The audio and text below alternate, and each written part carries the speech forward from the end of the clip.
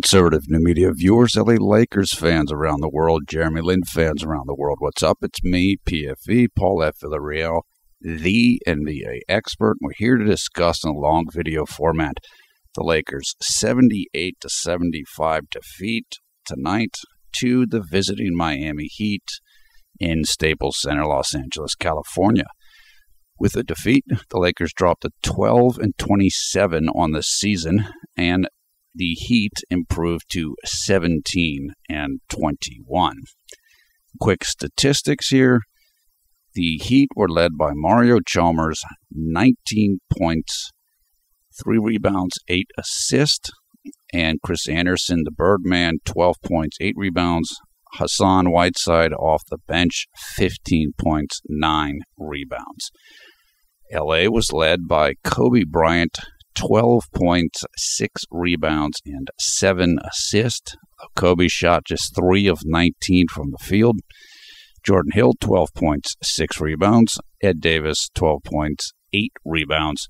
Tariq Black off the bench, 9 points, 9 rebounds. Jeremy Lin, 7 points in 16 minutes played, 3 of 7 shooting, including 0 of 2 from three-point range, 1 of 1 free throws, 2 rebounds, 2 assists, 1 steal, 0 block shots, 1 turnover, 3 personal fouls, and Jeremy was a +9 for the evening.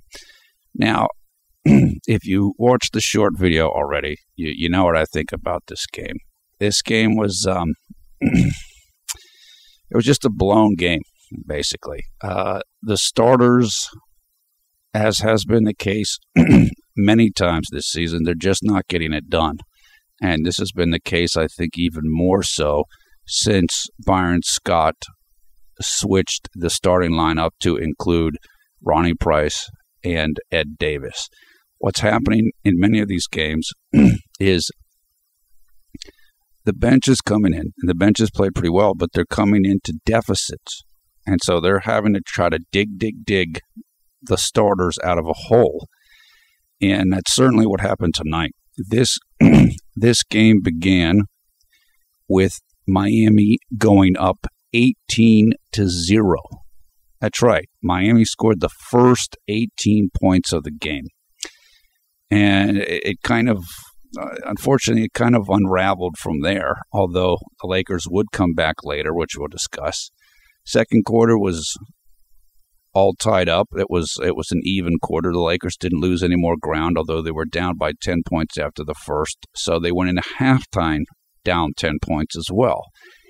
Then, in the third quarter, the Lakers were +2 in the quarter, so they went into the fourth quarter down by just 8 points. So they really had a chance to win this game after being behind by so much. And in the fourth quarter, the bench crew, the bench gang, had gotten the lead down all the way to 1 point, 61-60. And that was the closest the game would be since Miami went up 2-0, basically, at the start of the game. It would never get any closer than that. Now, after that, Miami did stretch the lead back up to 66-60. And then Byron began to put the starters back in. The starters were able to cut the lead back down to 2 points, but they were never getting any closer than that. And it just, they just weren't able to hit shots down the stretch. I mean, that was probably the easiest way to say it. Kobe hit 1 3-pointer late in this game to cut the lead to, I believe, 3 points. But other than that, he just couldn't hit a shot. I think when he came back into this game, I believe, I want to say he shot something like 1 of 6 or something. And now this was Kobe's first game back since taking the 2 games off to rest his body up and all, but he's probably rusty. And it's going to be tough, I think, with Kobe right now, because you're in a situation where Byron played him too much at the start of the season, according to Byron himself. So Kobe has to rest, It looks like Kobe's going to be resting on back-to-back games. He's not practicing too much. So what's going to happen with Kobe, unfortunately, is it looks like he's going to be rusty all the time. Like he's not going to have any rhythm. If you're not playing and you're not practicing, it's hard to maintain your rhythm on your shooting and just in your gameplay. So I think that's part of what we saw tonight with Kobe. And like I said, until Kobe is able to kind of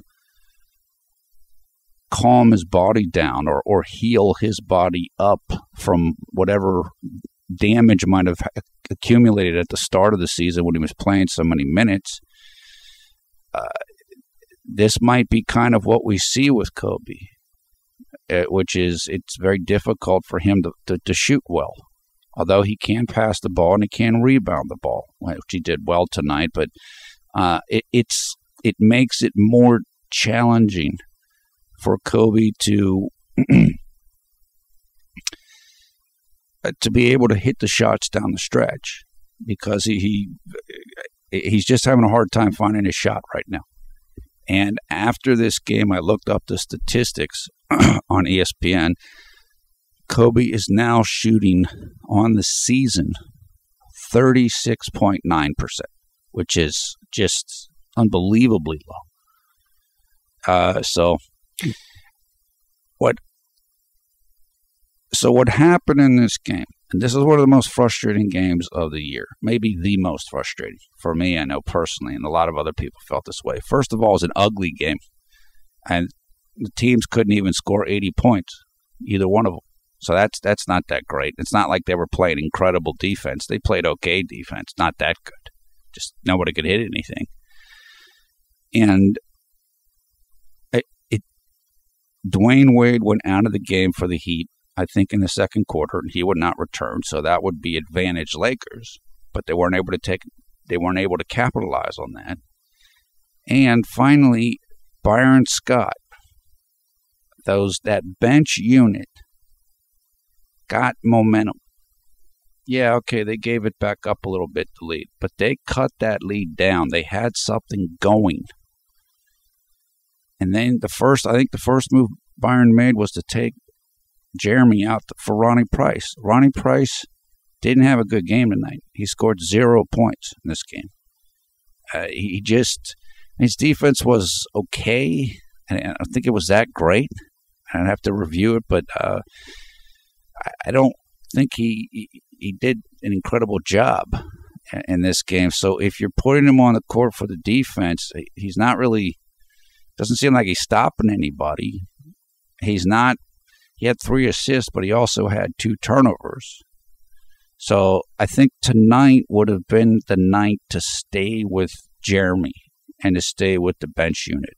And Byron has said before that he's going to stay with the guys that have the hot hands, that are playing well. Again, Ronnie played 32 minutes in this game and was a -12. He really didn't get anything done in this game. Whereas Jeremy was a +9. Ronnie was the worst plus-minus on the team, and Jeremy was the best. And you went away from Jeremy, which it just didn't make any sense. And I know for my own self, and other people have told me this after the game, as soon as Byron made that move, as soon as you started to see Byron go for the starters, I felt like the Lakers are going to lose this game. They're going to lose this game because of the substitutions that Byron's making right now. And unfortunately, that's what ended up happening. So, that was it. Look, Ronnie played 32 minutes. Kobe played 31 minutes. Now, was Ronnie in all the time that Kobe was in? He might have been. Somebody said to me on Twitter, well, maybe Kobe doesn't want to play with Jeremy. I don't know if that's true or not. Maybe in terms of styles, because Jeremy's more of an up-and-down transition guy, and Kobe doesn't want to play that way now. Maybe that's why he came back in. Maybe that's what it was. I'm not sure.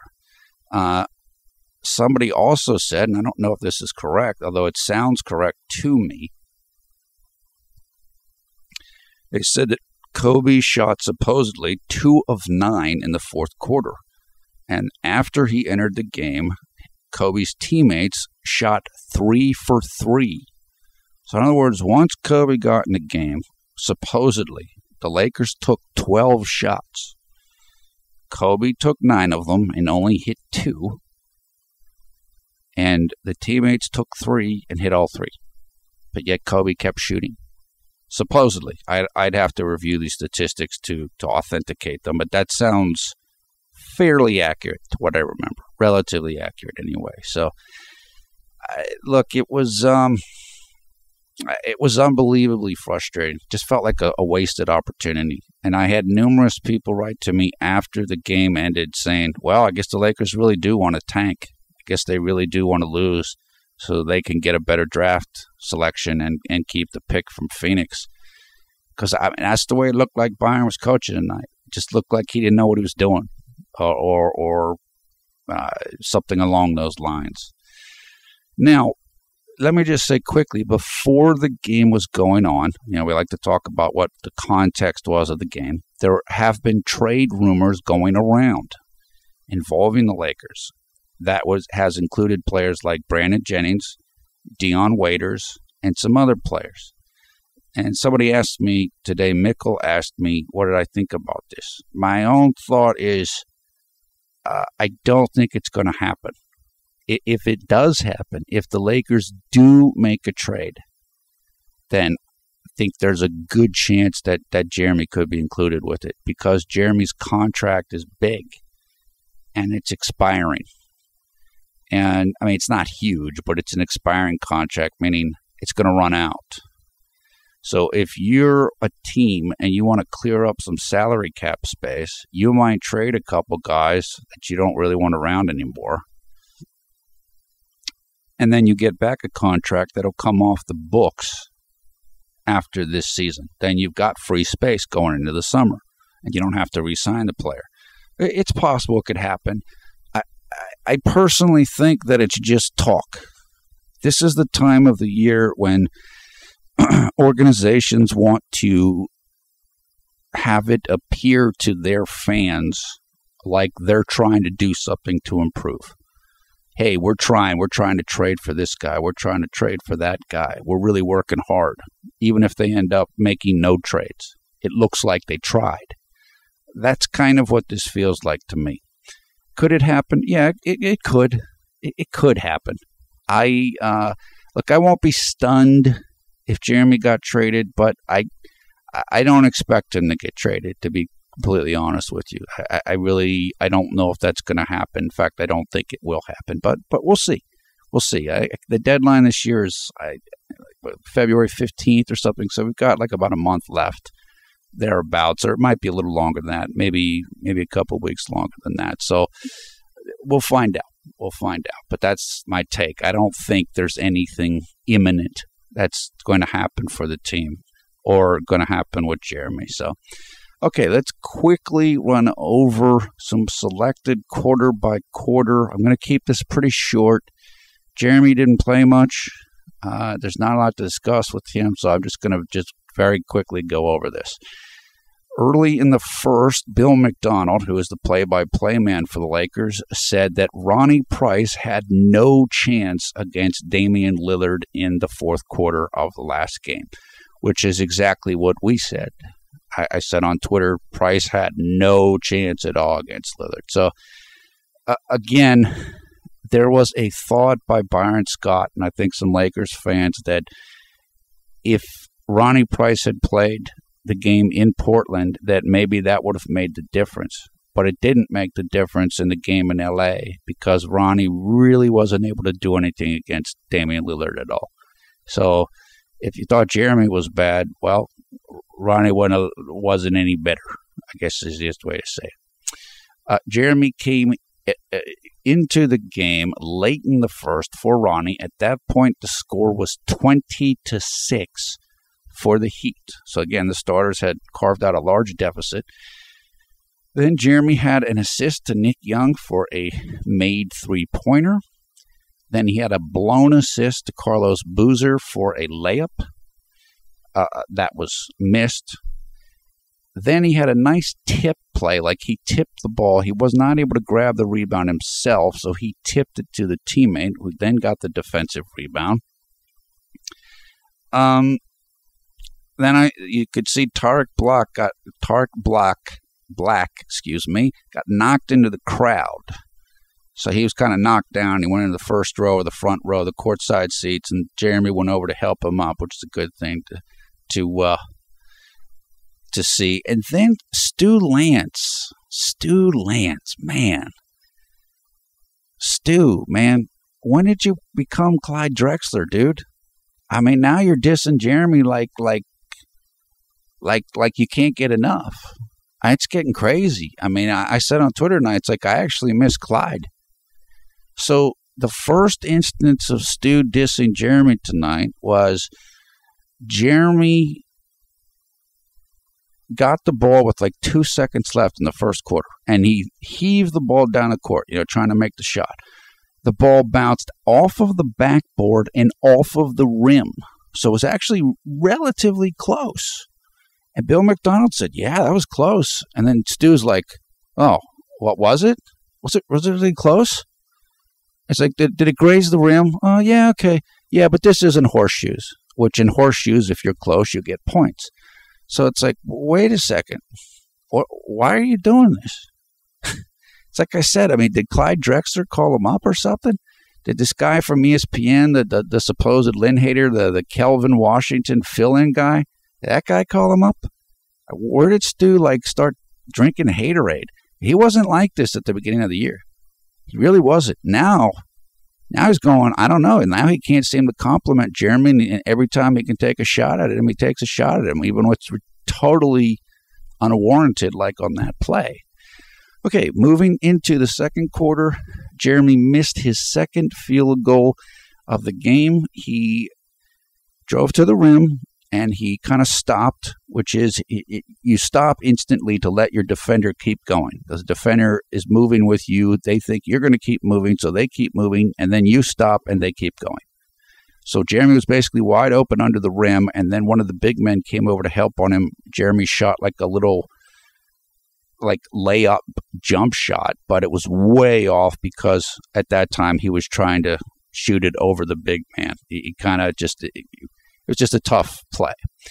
Okay, then Jeremy had a nice layup in traffic. He went by two guys and he hit the shot. And then Stu said something like, oh, yeah, he hits the tough shots, but he's missing the easy ones or something. It's like, and he said, yeah, Chris Anderson is Birdman. He's a good shot blocker. It's like, yeah, Chris Anderson usually, is really good at blocking shots, but there, he swung at air on Jeremy. So it's like, I mean, that wasn't a diss on Jeremy, but it's like, again, who cares about what the other guy does? Let's care about our guy. Okay. Then Jeremy got his first foul guarding Mario Chalmers. Then he had a blown assist to Tarek Black.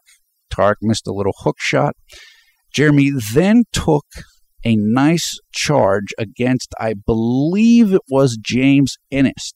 And then Stu comes in and says that was a bad decision by Ennis or whoever the Miami player was. It's like, this is straight out of Clyde Drexler, where when Jeremy's guarding somebody, Clyde Drexler would try to tell the offensive player what they should do against Jeremy.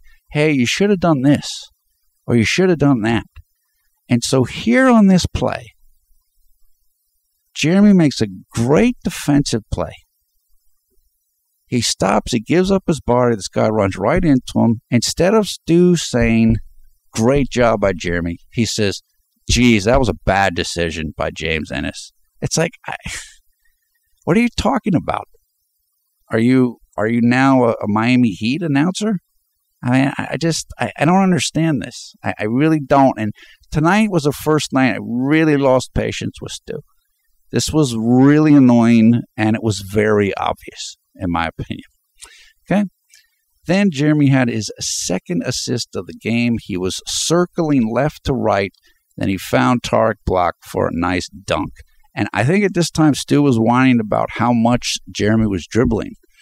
Look, if Jeremy can dribble for 20 seconds to 24 and then make a good play, then let him dribble. I know that's not what Byron's offense wants, but it's not like Jeremy's the only person who does it. We've seen Ronnie do it, and we certainly see Kobe do it. Okay. Then Jeremy missed, I guess I have it down as his fourth missed field goal of the game. Yeah, I guess that's correct. Maybe it was his third. He missed a three-point attempt from the top of the arc because one of the Lakers' big men set a screen. Mario Chalmers was guarding Jeremy, I believe, and Mario went under the screen. And when the player goes under the screen, you have a wide-open jump shot. Jeremy took it. He just missed it barely. Okay, moving on to middle of the second. Excuse me. With 6 minutes and 56 seconds left, Ronnie came back into the game for Jeremy. At that point, the score was 33-20. Then Stu began to promote Ronnie Price. This is what Ronnie got a steal. This is what Ronnie always does. His defense is so good. He brings this every single time. It's like, so you're praising Ronnie for a steal, which is fair, but you praise the opponent when Jeremy makes a nice defensive play. It's like I said, this felt like Clyde Drexler all over again. I just don't understand this. I really don't. Okay, now at this point in the game, it was 35-22 with 5 minutes and 43 seconds left in the first half. The Lakers starters, all 5 of them, only had 4 points of the Lakers' 22 points. So that'll give you some idea of how unbalanced it was and the kind of hole that the starters were digging for the bench to try to get them out of. Okay? So then, still middle of the second, Kobe had a turnover on a bad pass across the court that easily was read. And then Stu said, because Miami had gotten a bunch of points in the paint, like they had gotten into the lane area and scored. And then Stu said, well, the real issue isn't the defense inside. The real issue is the defense on the perimeter. And right as he was saying that, they showed a picture of one of the Miami players beating Jeremy Lin off the dribble. I'm just like, oh, man. I mean, I thought we were leaving this behind in Houston. It's just, so, okay. Then, moving on late in the second, Ronnie went up for a layup against the Heat, and one of the Miami defenders blocked his shot. So then we went into halftime 44-34 for Miami. So they were up by 10 points, as I mentioned earlier, heading into the third quarter. Okay. Then Stu was talking more about defense again, coming into the third quarter. Well, Stu, the defense wasn't that bad. Miami only scored 44 points. That equates to 88 points for the game. That's really good defense. The problem was the Lakers only scored 34 points. So you can play all the defense you want, but if you're not scoring, you're not going to win. So there's that. Okay, then moving on to middle of the third. Byron made his first substitutions of the third quarter, and he brought in Nick Young, Carlos Boozer, and Tarek Black. And I was noting, I'm like, why are you bringing in everybody except Jeremy? Bringing in 3 bench players, and none of them's Jeremy. So, look, I said earlier, a couple videos ago, I thought the team was developing Jeremy or whatever, but I don't know what Byron's doing now. I don't. And tonight was definitely a night where it felt like Jeremy was being marginalized, and not to the betterment of the team either. So I don't know what to tell you. I mean, it's just, again, it was baffling to me. Late in the third, Jeremy came into the game for Ronnie with 2 minutes and 28 seconds left. Miami at that point was up 9, 57-48. Then Mario Chalmers had a little driving play where he got better of Jeremy, scored on him. Then Jeremy blown assist. He had 2 blown assists to Nick Young. Nick missed both of the shots. And then I put Mario Chalmers as trying to isolate against Jeremy. So he was trying to pick on Jeremy on defense. So again, when they do that, you have to take the challenge. Jeremy did okay. Mario had a couple nice plays. Jeremy did all right. Then Jeremy had this great length of the court, full court pass to Nick Young for like 10 feet from the rim.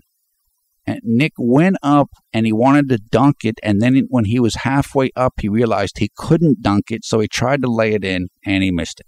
So, of course, again, that goes a blown assist to Jeremy Lin.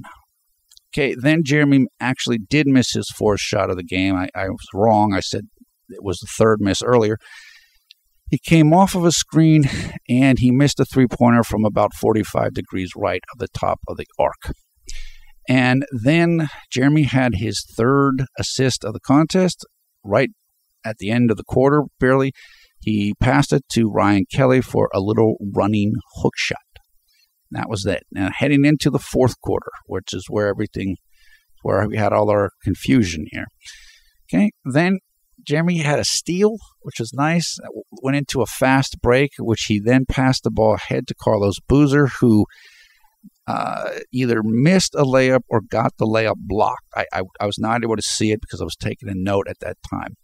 Then he scored, Jeremy did, on the right baseline against Chris Anderson. So Chris Anderson came out to help out and challenge Jeremy's shot. Jeremy hit the shot over top of him, and he got hit, but there was no foul call, which I thought there was definitely going to be a foul call.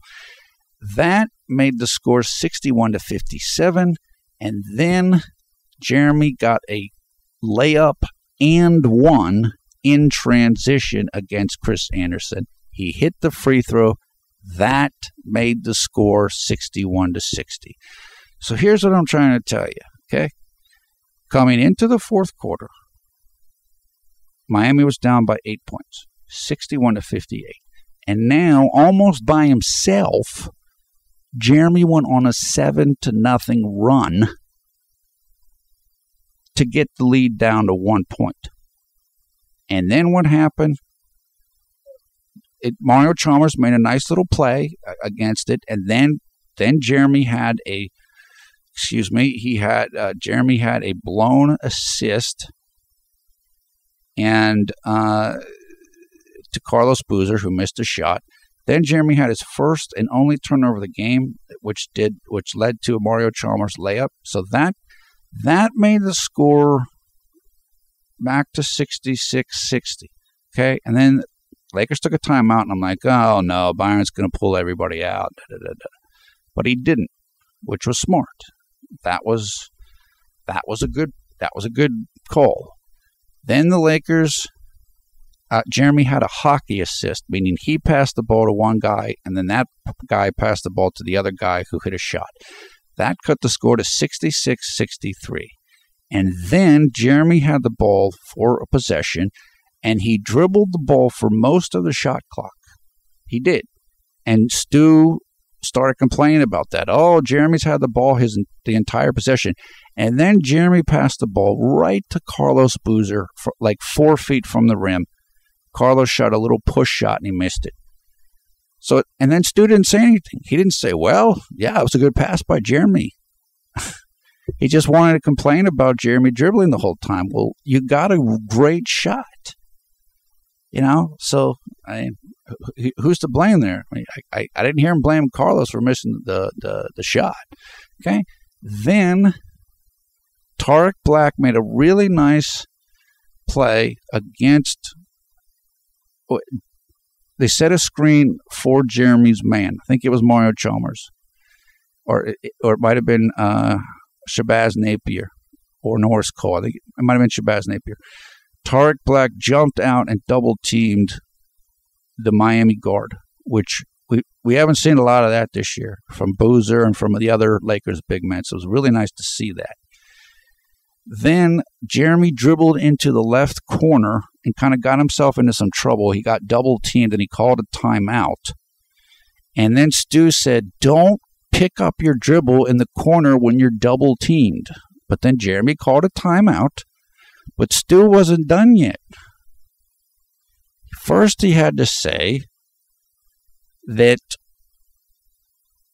now when we came out of the timeout, he said, yeah, because Jeremy Lin dribbled into the corner, now the Lakers have a really tough position that they've got to inbound the ball from. And after that timeout, Byron pulled Jeremy and a couple of other bench, I believe. He certainly pulled Jeremy. So the score was 66-63 Miami with 6:52 left. The lead was down to 3 points. And he still pulled Jeremy for Price, who hadn't scored a single point and wasn't playing good defense. I don't understand this at all. I mean, Byron watched Ronnie Price get torched against Damian Lillard down the stretch of the Portland game. I thought that might have kind of woken him up a little bit. But now you're pulling Jeremy. Okay, Jeremy had a turnover and he got trapped in the corner. So what? Jeremy basically got you back into this game by himself in the mid-start of the fourth quarter. The starters hadn't done anything. Ronnie Price was minus 12 or whatever. And you're pulling out Jeremy Lin? I thought you said you were going to stay with the guys that were playing well. This was a big mistake by Byron. Huge mistake. And I think it cost the team the game. Okay? And at that time, like I said, Ronnie had the worst plus-minus on the team, and Jeremy had the best. It's just... okay. Then I put Ronnie Price bricks an open three-pointer. I mean, he was wide open, and I didn't hear one word from Stu Lance about that. Nothing. Not a thing. Right?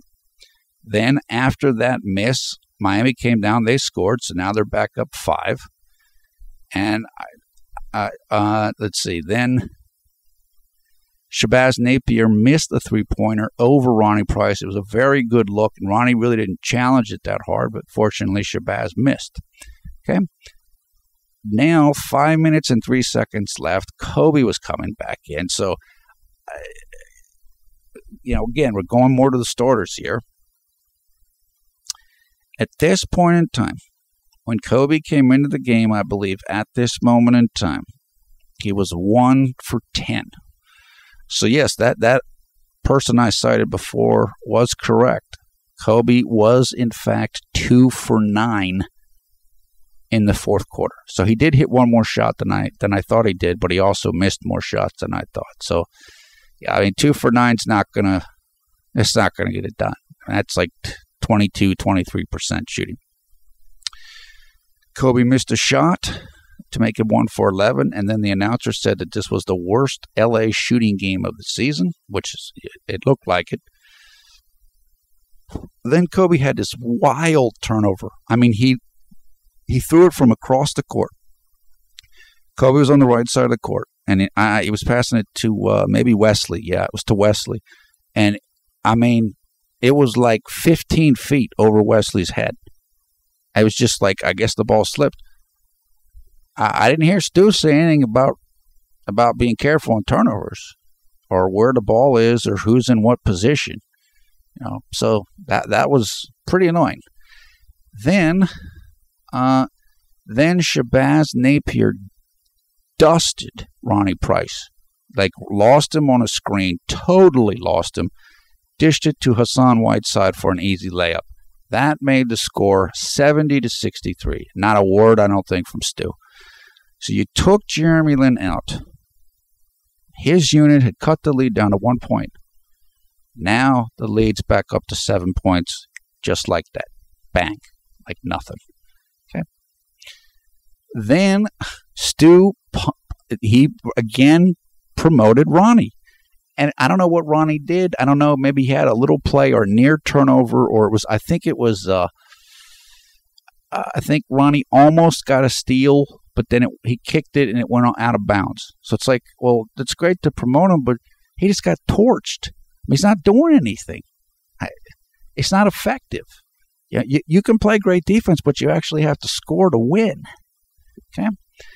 So then Kobe missed another shot that was actually blocked. It was blocked by Hassan Whiteside, so that was Kobe's then 1 of 12. And then Kobe hit a three-pointer. He finally hit a shot. He hit a three-pointer, and that made him 2 for 13 on the game. And when Kobe shot the ball, Ryan Kelly was on the other side of the court waving his arms wide open. I think Kobe was taking a contested shot. And then Stu said, after Kobe made that shot, Stu said, you have to admire the determination of Kobe Bryant, because most players, if they were shooting so badly, they wouldn't shoot anymore. Let Jeremy shoot like that. How about you let Jeremy shoot like that? You know, then we'll see if you admire his determination, or if you say, oh, he shouldn't be shooting. He's not shooting well. It's ridiculous. Just ridiculous. I really was annoyed with Stu tonight, greatly. Okay, then Kobe came back down. He took another shot. He missed it. Ronnie tipped the ball to somebody. I don't know. It's one of the Lakers, maybe Jordan Hill. Jordan Hill put the ball in the hoop. That made the score 72-70. So the Lakers had come back within 2 points. That was the closest they were going to get with this group. And like I said, Jeremy and his guys got the lead to 1 point. So, I like I said, just like the Portland game, the data's right there for Byron. Look, some people have suggested, as I said earlier, I believe, maybe Kobe doesn't want to play with Ronnie. Maybe it's a style or whatever it is. I don't know. But if Byron can't look at this game and last game and realize that this might not be the best lineup that you have in terms of starting, then he's just not a good coach. And he's not a good coach. But maybe there are other considerations. Maybe it is. Maybe Kobe wants to play with Ronnie. I have no idea. I just know that this doesn't make any sense. It makes no sense. Last game we heard Byron praising Damian Lillard after the game, which I don't remember him praising it after the game in Portland. Just, Damian's just really good, which is a better way of saying, yeah, Ronnie got torched. I know, he did. Ronnie's my guy, and he got torched. Well, what about tonight? Ronnie didn't do well, and he scored no points. So, I mean, I don't know what Byron has to see for him to replace head of the snake Ronnie Price with Jeremy Lin or even Jordan Clarkson. I mean, I just don't get this. Okay, then Kobe missed again. The Heat scored, go up 76-72. Kobe missed twice more. That made him 2 of 17 on the night. Then the Miami scored one more time. That made it 78-72 with 34 seconds left. Lakers took a timeout. They came out of it. Kobe hit a three-pointer, so that made him 3 of 18, I believe. And then, that was 3 of 18 for Kobe at that point in time. And then Miami got the ball. They were coming down, and I think they ended up missing. And while they were running their offensive set, Bill McDonald said, the Lakers are out of timeouts. Usually that's not a good thing. And then Stu said, no, that's okay in this situation, because sometimes it's better you can more easily hit a three-pointer in transition. So it's okay. It's okay if Byron Scott messed up and we have no timeouts left or whatever. It's all right.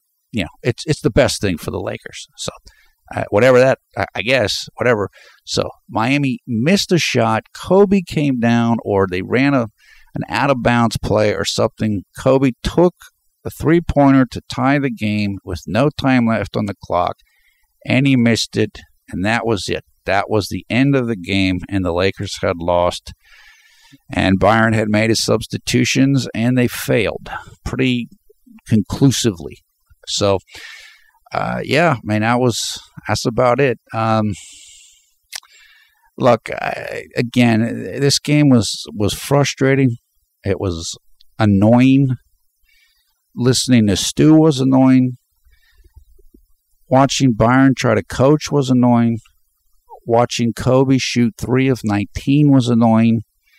Seeing Jeremy Lin get pulled when he had the best plus minus on the team, that was annoying. Watching Nick Young miss his final 9 shots of the game was frustrating. He started out 2 of 2 and ended up 2 of 11. So Wesley Johnson, 3 of 13. Kobe Bryant, 3 of 19. Ronnie Price, 0 of 4. Nick Young, 2 of 11. I don't understand what Byron Scott saw in this game. I don't. I really don't get it. You said you were going to go with your hot players down the stretch. You pulled out the best plus-minus guy to put in the worst plus-minus guy, and he didn't do anything. He did nothing. I mean, he got praised by Stu, but I think if Ronnie tied his shoe, Stu would praise him. And if Jeremy did, I don't know, a dunk, then Stu would say that the defender messed up or something like that. So, this is how I feel. This was an extremely just an all-around disappointing, lackluster game. You felt like if Byron could make 1 or 2 things, changes, or stick with guys, they would have won. But it just didn't happen. And like I said, now everybody's going to think Byron's trying to tank on purpose because this is about as bad as it gets. This was a terrible game. It was a horrible game to watch. It just wasn't interesting at all. Miami shot 42%. The Lakers shot 32%. The only time that the crowd was into this game that I can recall was when when the bench team was coming back in the middle and earlier in the middle of the fourth quarter. And then the crowd was into it, and then they faded away again. And they kind of got back into it when Kobe hit the 3 late to make it a 3-point game, but that was it. The crowd was dead. It's Byron. Look, Byron blew it. That's the easiest way that I can put it. So I don't know what to say. Jeremy only played 16 minutes, and Ronnie Price played 32 minutes. Again, with the plus minuses, I just don't understand it. I don't get it. I really don't. So I don't know. We just have to move on to the next game, I guess. I'm baffled at this one. This just again, it was extremely frustrating to watch, and I don't know. Byron earned the loss, and I guess that's the truth. And look, again, the team played great defense. You held Miami to 78 points, but you're not going to win almost any game ever in the NBA by scoring 75 points. So Byron, I know he's defense and he wants all the defense. That's great. You might want to put more offense in your starting lineup because they're not getting it done at all. Not at all. Okay, moving on to the next game. The next game will take place 2 days from now on Thursday, January 15th here in the United States, 10:30 p.m. Eastern Time, which means 7:30 p.m. Pacific Time, 11:30 a.m. on Friday, January 16th in Asia, that is China, Taiwan, and the Philippines. And in the United States, it will take place on TNT television. And it is at Staples Center against the struggling Cleveland Cavaliers. LeBron James, Kevin Love, Kyrie Irving, they're under 500 right now, 19-20. They just lost. So, look, if the Lakers play well, maybe they got a chance to win that game. They won't be favored to win, but Cleveland's not playing well right now. They really aren't. So, I don't know. On the other hand, if you're playing a team coached by Byron Scott, you got to feel like you got a real good chance to win. So, if you're Cleveland, we'll just have to see what happens. Okay, look, that's about it. All cynicism and sarcasm aside, this was just, I just didn't understand it at all. I don't understand the moves that Byron made. They didn't work, and it was just a bad game. in all facets. So it's, hopefully Kobe can be okay. Now, again, there's a back-to-back coming up Thursday and Friday. So Kobe will probably play in one of the games as long as he feels okay and skip the other game. So I have to see which game he plays in and all that as well. Hopefully Kobe will feel all right after this game. Hopefully Byron will continue to think about his rotations and who's starting and who's not starting and how much problems the starters are giving for the bench in terms of being outplayed. And we'll see. We'll just have to see what happens on Thursday. So, okay, that's it. Thumbs up, thumbs down, your comments below. Thanks to Gary Chen for the artwork you're looking at right now. We'll give you more information about Gary in the video description below the video player, so you can go and check him out on his Facebook.